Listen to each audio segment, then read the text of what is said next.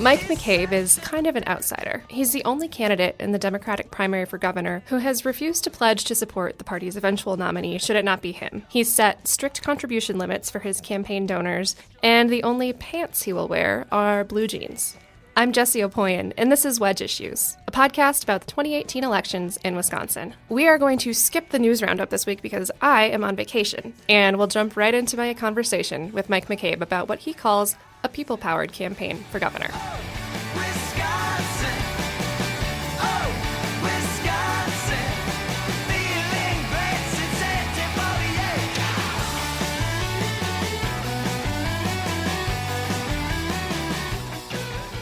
I'm running for governor because we've reached a point where we have a government that is working spectacularly well for those at the very top, a wealthy and well-connected few. And then as I travel the state, what I find is so many people who feel forgotten or written off. They feel like they don't have a voice. They feel like government is not acting on their behalf. They feel really left out. And they're struggling, both economically and otherwise. They're struggling to keep their heads above water. And they just don't feel the government works for them. And they've got some really strong reasons to believe that. And of course, my life's work has been about trying to expose those forces that lead our government to just work for a privileged few instead of all of us. And we have to shake up and transform that system if we're going to get regular people a voice and get them authentic representation. I've heard you talk about forgotten people, forgotten places a lot on the campaign trail. What does that mean to you, and how do you propose elevating them and getting them back into the conversation? I'm talking about people who sometimes are in the inner city and sometimes they're way out in the country, like where I'm from. But what they all have in common is I think they really wonder if anybody at the Capitol even knows they're out there. They don't feel that they have a voice. They don't feel like their concerns or their challenges are being talked about or addressed at the Capitol. They feel written off. And that makes them angry, but it also just leaves them despairing because they wonder if there's a way out of that trap. And so I think that creates a really volatile set of political conditions. And I think what we've seen happen in 2016, so far in 2018, is an indication that people are really hungry for a very different kind of leadership and a new politics. And I just think that we've got a dangerous moment on our hands, both for our state and our country. And I think that means that people who haven't necessarily been interested in the business of governing, we all have to take matters into our own hands and get this state to a better place. It feels like it's a really negative set of circumstances that you're describing, but it sounds like there's some hope for some positivity in there to come through. Do you think that needs to come from someone who hasn't served an elected office before or hasn't been part of the system that you're talking about? Not necessarily, but it does have to come from someone who is dedicated to throwing the conventional political playbook out the window and doing things very differently.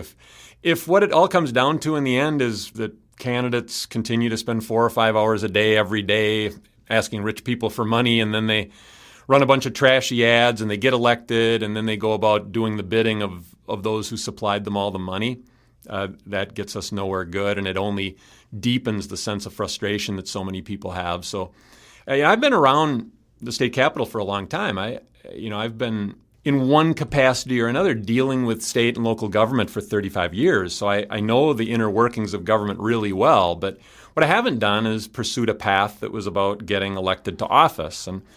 And if that's the only kind of experience that people are looking for, then I'm not your candidate. I have a lot of experience and that's given me a real good understanding of the inner workings of government. But it has been as an independent watchdog. It has been as someone who's worked to try to get the political establishment to change its ways and get regular people in the driver's seat of our government. And I think there's just a crying need for that. How do you see yourself differently from the other options? Well, it's a very large field of candidates, obviously, and they're all very accomplished people. What I saw missing and what ended up drawing me into the race was that I didn't see anyone who was committed to really doing politics differently. I'm running a campaign where I don't take any single donation over $200, and nobody else is willing to do that.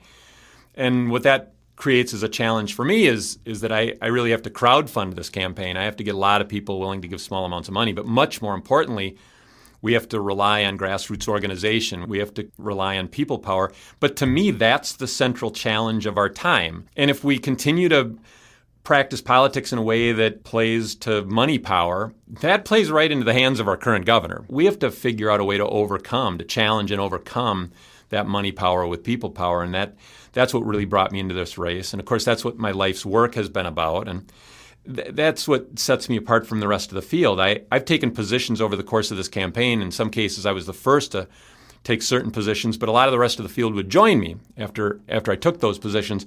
But the one place they leave me alone is this whole question of money in politics. And I think that's what makes me unique in the race. And of course, where I'm from is a factor here as well. I come from a farming background and grew up in Clark County, which now votes overwhelmingly Republican, more Republican than Waukesha County, but used to be represented by Democrats. And we have to be able to compete in places like that. And I think that's something that sets me apart as well. And you launched your campaign on the farm where you grew up, and you've spent time over the years in the Capitol, outside the Capitol, in the general vicinity of the Capitol, working in different capacities. Describe for me your journey from the farm to running for governor now. Growing up on the farm is what brings me to this place because it's what gave me my values. And one of the stories I tell a lot is a story of a neighbor who lost his father to suicide. His dad hung himself in the shed from a rafter when the bank was foreclosing and taking the farm away from that family. Well, weeks after losing his dad, and we all went to that funeral and buried that man, and just months before that family was taken off their land, we were trying to harvest crops, and the rains wouldn't stop, and we were burying tractors up to their axles in mud, and this young guy comes down the road and pulls into our field and hooks a chain to our tractor and pulls us through the field so we could harvest corn. And we returned the favor in the days to come and helped them harvest their corn, which they didn't get to benefit from because the bank took that too. But that taught me everything I needed to know about the common good. I mean, that taught me about neighbors looking out for each other, the idea that we're all in this together and you don't leave anybody behind. And at a moment of enormous trauma, he was still looking out for somebody. He was still helping a neighbor. And that was a man who didn't have a high school diploma, never graduated from high school, but was one of the most powerful teachers I ever had in my life. Well, that shaped my politics. That gave me the values that I've got. I became the person I am on the farm. And it gave me a sense of the importance of public service, of being there for others, and I think ultimately has me here at this point of running for governor. But that upbringing is everything to me.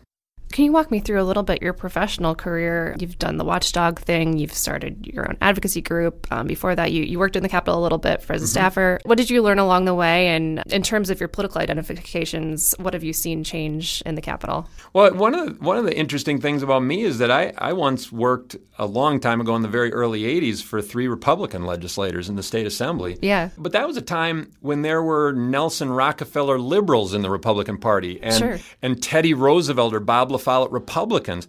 One of my favorite legislators at the time was a guy named Tiny Krieger who represented Merrill in Marathon County. And he was the last remaining person in the Wisconsin political scene with ties to Bob La Follette's Progressive Party. And he was serving as a Republican in the state legislature, but he was a man with an enormous heart, tremendous compassion, and he was a true progressive. And then you had Main Street Republicans, sort of moderate Republicans. You had pro-choice Republicans on abortion and pro-life Democrats. So the political culture was so radically different then. And of course, that was also a time when Democrats and Republicans could actually talk to each other and work things out with each other. Mm-hmm. So I go back around in my time around the Capitol, I go back to a time when our political culture was vastly different than it is today. And so I actually, unlike so many of the candidates running these days, they've only ever known the division and polarization and the political dysfunction that we have today. And they're products of that. I go back long enough where I can actually remember when Wisconsin was very different that way. And so I do have experience around the Capitol, but most of my years, decades of it, has been spent in a watchdog role, trying to shine light on, first, it was the way our tax money is used by our government. Later, it was the transactions between wealthy donors and elected officials and how that corrupts our government. And And it really was all about trying to get our government to be more responsive to the people. It was to try to revive that spirit of democracy. You, in terms of political partisan identification, talk a lot about the importance of really not adhering to a party loyalty necessarily. You are the one candidate who has said, I'm not going to necessarily pledge to support, if it's not you, the nominee of the Democratic Party, just because it's the nominee of the Democratic Party. Why is that? We need a new governor. And someone with my values can't very well support Scott Walker. Sure. And what I can say is I'm not going to vote for Scott Walker. But I think party loyalty pledges are a mistake. And I think all the other candidates in the race who've been willing to take that party loyalty pledge are making a mistake because it sends a very, very negative and damaging message to voters. What it says is that these candidates will put party above everything. They'll put party ahead of country. They'll put party ahead of the people. Party trumps everything. And if you have the right letter behind your name, that's who you're going to back, regardless of anything else. And to get a new governor, we have to win over some people who have not voted for the Democratic nominee now 3 different times for governor. Scott Walker has been elected 3 times. And the way to do that is not to say that party is above everything. So I just think party loyalty pledges are a mistake. And I think my feeling is that there's going to be a primary election on August 14th. Let the people decide. Let them have their choices and let them decide. And then after August 14th, that's the time for people to decide which candidate they're going to get behind for the general election. You mentioned the other area that you have staked out on your own being campaign contributions. How did you set the thresholds? $200 at a time, no more than $1,000 overall from one person over the campaign. How did you set those thresholds? The $200 figure has meaning to me because I've spent all those decades tracking money in politics. And one of the things I know is that 0.5% of the American population gives 2/3 of all the political money in this country. And the threshold that they are above is $200. Those who give more than $200, and most of them give vastly more than $200, but those who give over $200 give 2/3 of all the political money in this country. And they represent 0.5% of the American population. So this tiny segment of our society bankrolls the campaigns, and then they end up having outsized influence over the decisions government makes. What I've learned is that those people who do most of the giving, what they want our government to do is radically different than what the rest of us want our government to do. And yet they get our government to do that on every issue we care about. And that's where people lose out and a privileged few at the top win. And so, that $200 threshold is very meaningful. If you follow the money and if you look at how money flows in American politics, once you go above $200, you start to see the influence of a few really magnified. So I decided no single donation over $200. We're allowing supporters to give more than once, but not more than a total of $1,000. Now, the legal limit is $20,000 from an individual and $86,000 from the political action committee of a special interest group. But I consider those to be legal bribes because all the work I've done all these years have shown me that there are strings attached to those checks. They expect favors. They get favors on a regular basis. That's what has to stop. And so I feel it's really important to practice what I've preached all these years and lead by example first. I would assume you would look at a $201 check and think that's probably not like a terrible thing compared to your $200 check. But I guess if you're looking at your opponents and thinking the spectrum between $200 and $20,000, where do you start to feel uncomfortable and think this candidate is potentially on the hook and being manipulated? You've got to set a threshold somewhere, and obviously the law used to be a $10,000 donation was the legal limit, and then those who lord over us at the Capitol these days, they decided to double the limit for donations, and they upped it to $20,000 from an individual. And I think if they had their way, they'd take limits off altogether. But the bottom line is when you start seeing 4- and 5-figure checks, those donations get remembered. There's no question about that. And they come from a tiny segment of society, and that segment of society wants influence and they want favors, and they get it. That's the cancer that's growing in the body of our democracy that we have to diagnose and then cure. We should mention, since people can't see you, you are wearing blue jeans. I've never not seen you wearing blue jeans. Your campaign's got the Governor Blue Jeans theme. Blue Jean Nation was the advocacy group that you started after you left the Democracy Campaign. Where did that take root for you, and why is that theme carrying out through your campaign? Well, it took root in childhood. I grew up on a dairy farm, and I grew up wearing blue jeans, and so that's how I've dressed my whole life. But I've actually never owned a matching suit where the jacket and the pants are made of the same material. I wasn't even married in a matching suit, and my wife wasn't married in a wedding gown. We were dressed pretty informally for our wedding, and I've never worn a tux in my life. I've never owned a matching suit in my life, and I just felt like it would be phony to put that costume on now and pretend to be fancier than I actually am. And then the other thing, I guess to me, is I am challenging some thinking here. Why is it assumed that it's wrong for an elected representative of the people to dress the way regular people dress? Why is that considered wrong? That kind of thinking, that somehow elected officials have to dress better than regular people dress on a daily basis, that kind of thinking is really, that's the thinking of aristocracy, not the thinking of the ideal of democracy. So I am challenging that thinking here too. It's not just dressing the way I've always dressed, that's part of it, but it's also saying, look, elected officials are supposed to be servants, not masters. They're not supposed to be lording over us. They're not supposed to be above us. They're supposed to be under us, serving us. And so to me, there's also that symbolic impact of wearing blue jeans. It's to send a message that challenges that thinking that elected officials are supposed to dress somehow fancier than regular people dress. Elected representatives, I just don't think there's anything wrong with dressing the way regular people dress if you're an elected representative of the people. I mean, if you are elected, sometimes regular people have to dress up for things like fancy dinners, ceremonies, funerals, what have you. I didn't wear a suit to my own wedding, for crying out loud, okay. And so do you envision a scenario in which you would ever need to wear khakis or a sport coat or something? Well, I've said all along that people have asked me, are you going to campaign the whole way in blue jeans? And I said, yes, and I'll be inaugurated in blue jeans, and I will govern in blue jeans. And there is nothing wrong with an elected representative of the people dressing the way regular people dress. And so I do challenge that thinking, because I do think it's the thinking of aristocracy and not democracy. And we're supposed to have a democracy. So that's something worth fighting for as far as I'm concerned. You've also said you would not live in the governor's mansion. You would take a salary of $1 less than the average wage. Is correct? That? But there again, talk to me about that. There again, I think governors should be servants and not masters. And to me, that puts a governor under the people, not above them. So I live in a 1,400 square foot house. It's actually the biggest house I've ever lived in my life. And I don't feel right personally moving into a 20,000 square foot mansion after winning an election.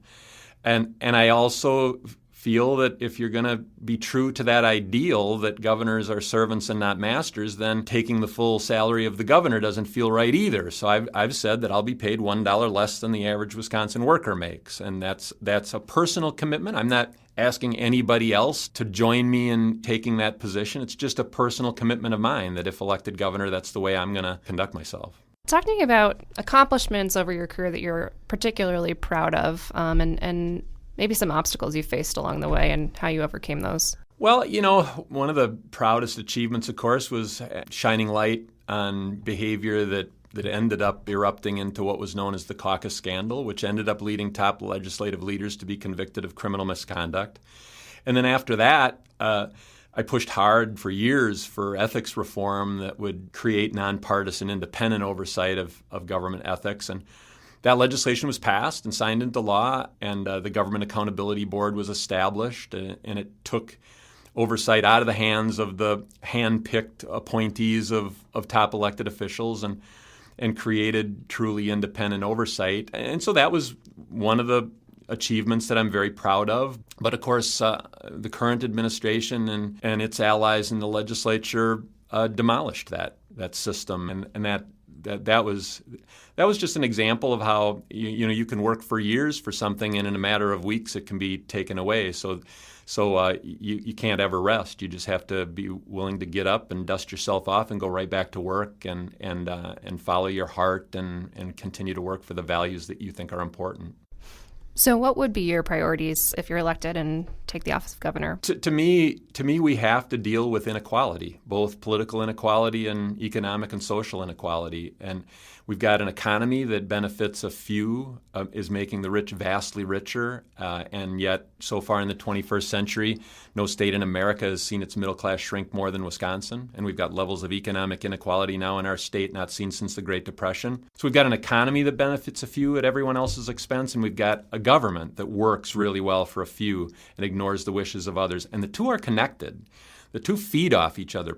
The more politically unequal we become, the more economically unequal we become. And as economic inequality grows, that feeds further political inequality. The two feed off each other. So to me, the priority is both to pursue the ideal of democracy and revive democracy and create more political equality, and then also with a living wage for every worker, health care for all, debt-free education for young people, high-speed internet everywhere, use our resources to empower regular working people from the bottom up. Everywhere I go, I talk about geyser economics, how economic prosperity doesn't trickle down, it gushes up, and we've got to change the conversation about how we pursue economic development. We can't just feed the rich and shower tax breaks and state subsidies on a few at the top. We've got to use our resources to empower working people from the ground up. And I think those are the priorities right there, is attacking rising inequality, both political and economic. Yeah, I got to ask you about that. You talk about geyser economics. You coined a phrase that I hadn't heard before, that I haven't heard you use in a while, but you talked about golden shower economics for trickle down. Yeah.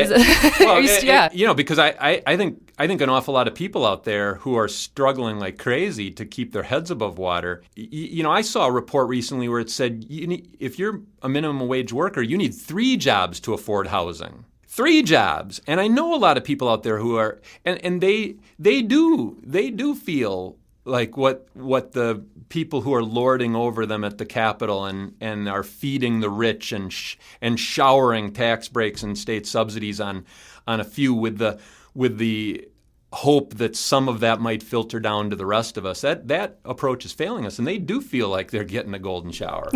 and so that's something that maybe took some people around Madison aback. Uh-huh. But I'm telling you, regular folks out there are feeling that way. They're feeling as though they're being mistreated and mistreated badly, and they can connect the dots. They understand that politically, those at the top are being catered to. And that's producing an economy that then enriches a few at everyone else's expense. And it creates enormous anger out there. One of the things I find interesting, Jessie, is that there's tremendous hunger for change all over our state, but the hunger intensifies the farther north you go. Interesting.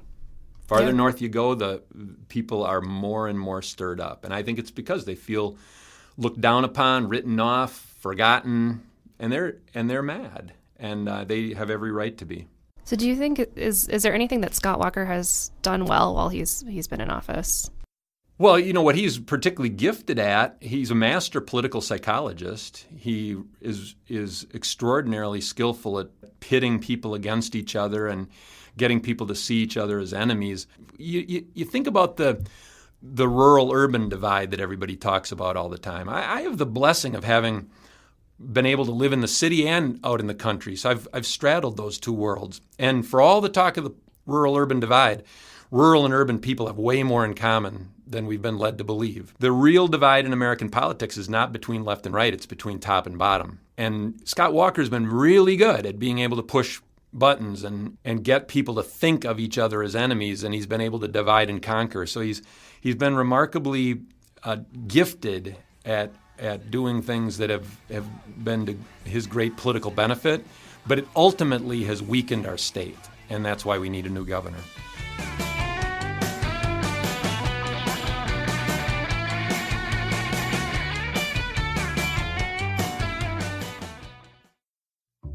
I care about this state deeply, and these issues are going to be with me for a long time. Us talking about a 5-year plan is not helping me. It may be fine for you, but it's not helping me. Now, whether they're from the community, I don't care. Whether they're from space, I don't care. As long as they can provide the best visual experience for Madison. Keep hope alive.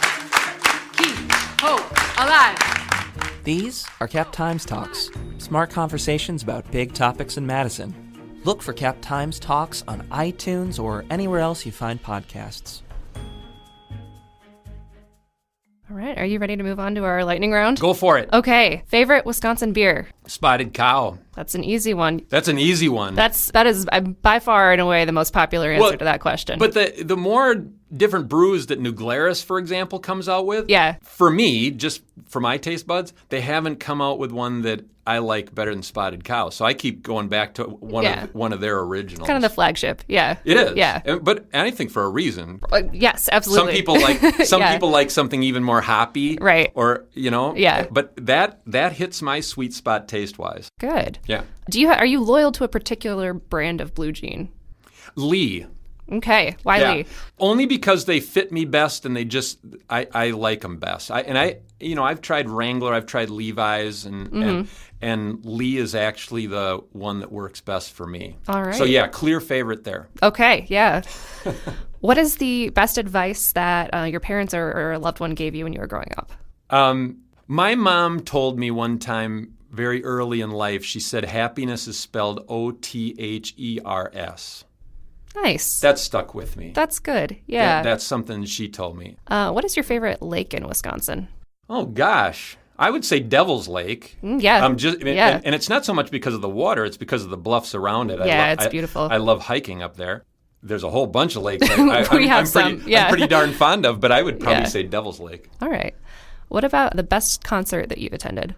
Joan Armatrading performed in Wisconsin many, many years ago, and it was the most fun I've ever had at a concert. Al Jarreau at Summerfest one year, a long, long time ago. I really loved that particular concert. Those are probably my two favorites, and those are not exactly your household names among performers. Definitely not. I would say Joan Armatrading's was the best I've ever seen. Wow.